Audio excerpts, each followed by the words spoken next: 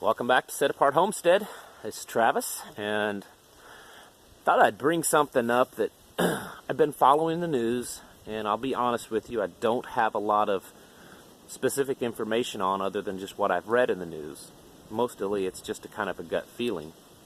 With all the things going on, with the government shutdown and now this standoff between the House Speaker and our President, about the State of the Union. Those things seem to be, taking the front seat when it comes to news. But I don't know how many people watching has seen this stuff going on with Venezuela. And there's something, when I first read that, the first little news piece a couple of days ago, and then since then I've read a few more, I can't, I don't know what to say that's pushed me to this point, but I'm telling you, I think there's a lot of things going on there that we're not being told, and I think it could get very serious. I may be completely wrong. Sorry, the light in the camera is not working right. I could be totally wrong. We've been focused a lot over the last few years, obviously, in the Middle East, the turmoil that goes on there. Then there's all these little threats I've talked about, and so have others, of between us and Russia and us and China and a few other countries, smaller countries like North Korea and things like that. But what goes on in the Middle East, a lot of times, people get all kind of bent out of shape. Something happens in the Middle East and it's like, it's going to be World War III. Well, it may happen someday. But things go on in the Middle East all the time. We're always over there. We're always fighting someone.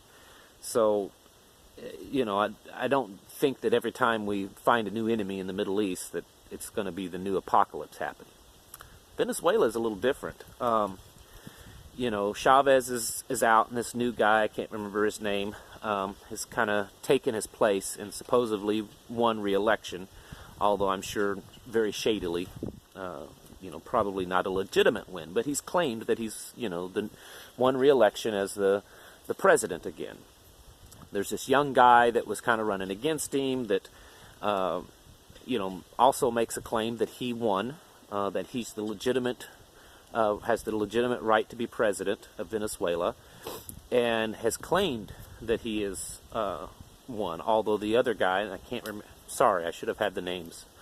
The one that was basically Chavez's heir is taking the office and the presidency. Our government, including Trump and Pence, have publicly supported the other guy and have publicly supported that we would use all economic and diplomatic means to support this other guy to be able to take control of the country. In a sense, sounds like a coup attempt. Well, now Russia and China and a few of our other countries that we have issues with have jumped in for the other guy's side. And so it appears that there's this building of a standoff. Venezuela's in the middle, and who actually is going to become president of that country. And there's us versus Russia, China, Syria, all those countries. They're taking the other guy's side, of course. China has invested a lot of money. As many of you probably know, Venezuela's economy has just been horrific. People are kind of like, you've seen back in the old Germany pictures where they're taking wheelbarrow loads of cash to purchase a chicken or a loaf of bread because of their economy, their hyperinflation and everything. So things have been really bad in Venezuela. And China has been, apparently trying to help them out and has put several tens of billions of dollars into their economy. Apparently so has Russia, has been supporting them in different ways. And so that's their allies, and then we're on the opposition side. So it looks like it's coming down to a standoff between us, and it makes me wonder, is this something, because it's not being talked about too much in the news. Is this something that we need to watch? Is this, a potential war brewing? Is this the thing that causes the relations between us and Russia and China to kind of finally that final straw that breaks the back. I don't know. I think it's something to watch. For some reason, I have a real bad gut feeling about it. And like I said, I don't have really any evidence other than the few articles that I've read in the news. I'm not privy to any insight other than what I've read in the news. I just have a feeling that this one might be different than things like Syria and stuff that's we've seen us and Russia on opposing sides. I think it might be different with Venezuela. Of course, it's it's something that we know about, that for many years we've not had the greatest relationship with Venezuela because of Hugo Chavez. But this new guy now says he's broken all diplomatic ties with us and asked or demanded that all of our diplomats leave the country within so many hours. And so I could see this breaking down. I mean, look at what happened back in the 60s with Cuba, between us and Russia, the Cuban Missile Crisis and stuff like that. We could start seeing that happening in Venezuela. There was a news report that these new jets that Russia has been building that carries these hypersonic, missiles and stuff, they've put a few of them in Venezuela. So it puts them within potential, I know that's not as close as Cuba, but Venezuela is a lot closer to us than China and Russia.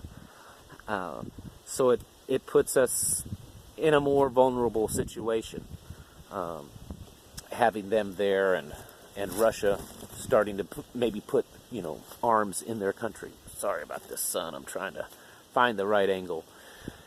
Anyways, again, I don't have a whole lot to talk about of the situation other than what you can, read in the news. But I think it's something that you need to be kind of keeping an eye on. It's not the front page of the news kind of thing right now. A lot of this other stuff, this, political meandering, gerrymandering, or whatever you want to call it, going on in Washington is what's kind of taking up the, front page of the news. But this thing between us and Venezuela and China and Russia, I think you need to be watching it because, I don't know, I just have a gut feeling that there may be something happening there that's not going to turn out too good. It seems to be, in just from what I've noticed, the statement that the president and the vice president and the rest, his team made, the statements that they've made supporting this other guy, they seem to be very bold statements, more bold than I've seen, than I can think of, that has come out of that White House since it's about, anything like that, since Trump took office. I don't recall such bold statements being made about, say, North Korea or Syria or things like that. These were like drawing the line. We're going to support this guy we feel is the legitimate president, not the guy that's, made this other claim. And we're going to use the full power of the United States to see that he, gets into office, basically. And I'm greatly paraphrasing. But it's a pretty bold statement. I mean, we've drawn the line in the sand already. So that's you don't see that too often right off the bat with any president. Usually there's the little political talking. I know Trump's different, but I was really surprised to see such strong statements, even out of him, right off the bat, immediately. So I think it's something to keep an eye on. May nothing happen from it, but I would put, if I was a betting man, and I'm not, but if I was, I'd put more money on something happening there than something happening maybe in Syria, or several other Middle Eastern countries, at least right now.